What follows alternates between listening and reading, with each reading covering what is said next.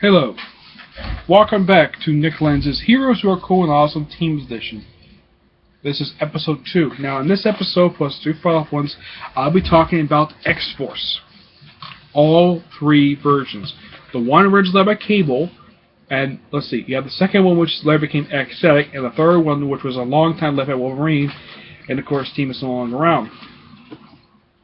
And this, of course, is also my 101st video, give or take. Now, Fabian DeSouza and everybody's least favorite artist, Rob Liefeld, first formed this team back in New Mutants number 100. But prior to this, there was kind of a small history of this. Cable basically showed up in issue 86. Of course, he explained his backstory at the time. Of course, Rob Liefeld created him. He's actually one of Liefeld's very few good creations. They pretty much also introduced Shatterstar in issue 99. And just prior to that, they introduced everybody's favorite character, Deadpool. A guy who has appeared non-stop in this past decade. In the 90s, it was Venom. 2000s, it was Deadpool. Now, pretty much around the time the X-Force first formed, people were leaving New Mutants left and right.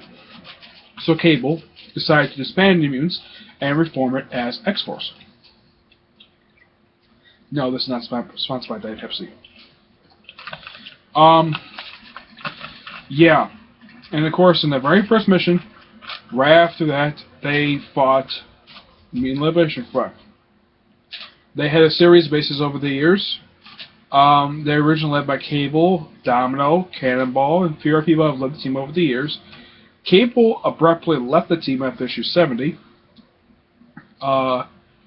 The team itself stayed in the series even after that.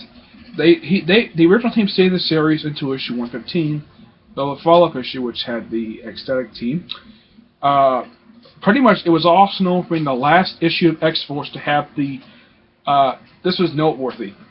Like X-Force 115 was noteworthy for being the last issue of X-Force and one of the last issues published by Marvel Comics to have the Comic Code Seal of Authority approval on the title, because right afterwards they stopped putting those things on the title. Started issue X-Force. X-Force 116 was the first Marvel title they put out without that sticker on it. And of course, the team that came back and fought the Ecstatic team, which they took up the name X-Force. They were just a reality show anyways. Team itself later didn't appear after. They appeared once after the last appearance 115. And then they reappeared in X-Force Volume 2, Issue 1, of a 6-issue miniseries, where Cable reformed the team to take us on a mission. Why did they reform the team at that time? Let's see.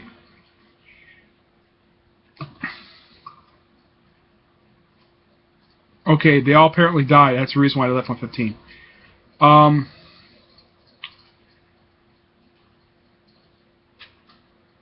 Let's see.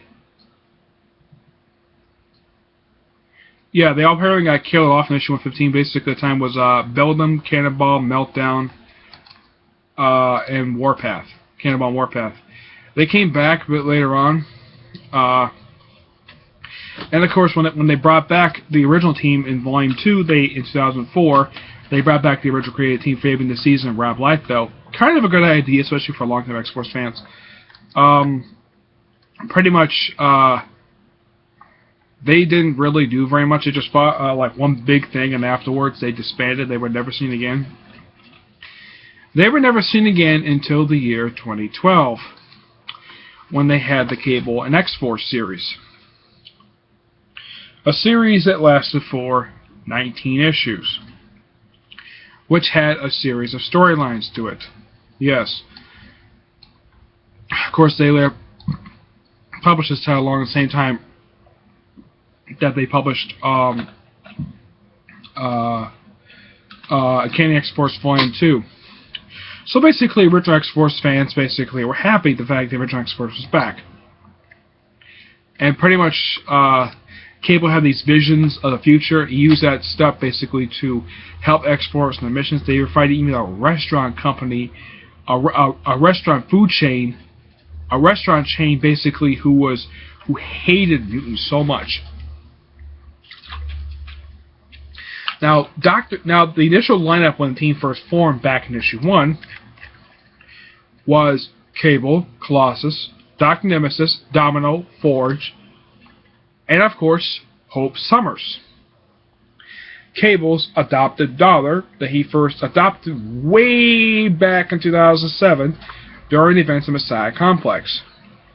Of course, a lot of the X-Force team members, after X-Force disbanded, did rejoin the X-Men. A lot of them did, some of them didn't. Depends on what point of view basically comes to them. What else? Oh, yes. They were around for a good period of time. They had a series of story arcs, unlike any X-Force. I'll get up to them later. And, of course, the series ended with a very good crossover, by the way. 1 second.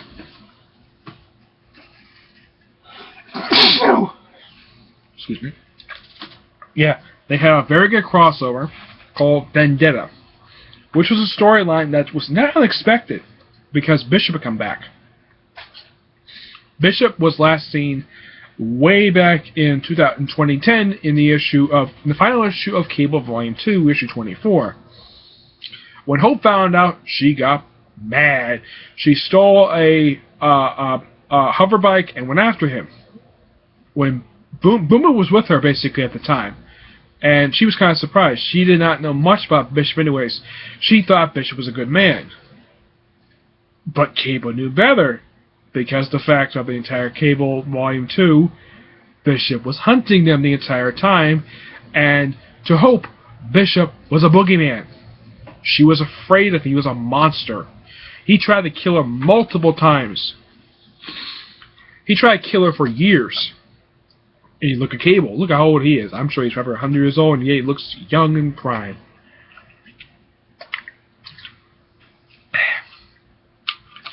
But they went after him. And, of course, they met up with the other X-Force team. They were surprised there wasn't an X-Force. Cable knew about this X-Force because he was briefly part of this team. So was Domino. Everybody else had no idea this X-Force team existed. I bet Cable was surprised that this team reformed. Because, from his perspective, I think they probably disbanded after the event's Second Coming, but anybody who read comics knows they did not disband. They reformed, and they kept it a complete secret. Only a handful of people knew about it. Magneto was the first one, obviously, to find out about the team, but I will get to that when I get to them. And, of course, Stripe shows up. Now I'm thinking, Stripe, isn't he dead? Wasn't he killed by an ultimate version of Apocalypse? Yeah, he was. And all of a sudden, Stripe comes back, completely out of nowhere. Excuse me. And then, of course, they fight Strife.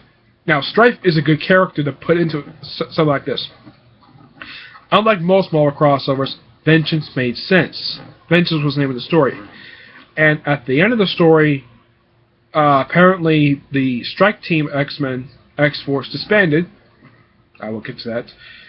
And apparently Cable decided to disband this X-Force and reform it with only just a handful of members. Mainly himself, Psylocke, who had joined the team at the end of Kenny X-Force. Let's see, was Phantom X, EVA. Let's see, Phantom X, EVA. Morrow, Dr. Nemesis was the only person who actually stayed on the team, even from Cable and X-Force. And they had this new character called Mimi join issue 2. Now, I have not read anything about the current X-Force team, but I've heard some people don't really like it very much because of the artwork. I've only heard one person who actually has read the current X-Force volume and actually like it. I have not read it yet.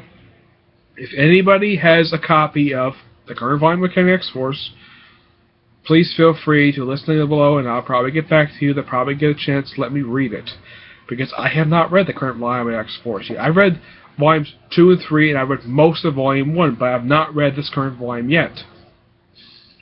If anybody wants to have it sent to me, feel free to contact me on Google+, and I will give you my address to send those issues to me. Otherwise, though, that's it. Alright? Stay tuned for my next episode, where I'll talk about my least favorite incarnation of X-Force. Ecstatic. Till next time, bye.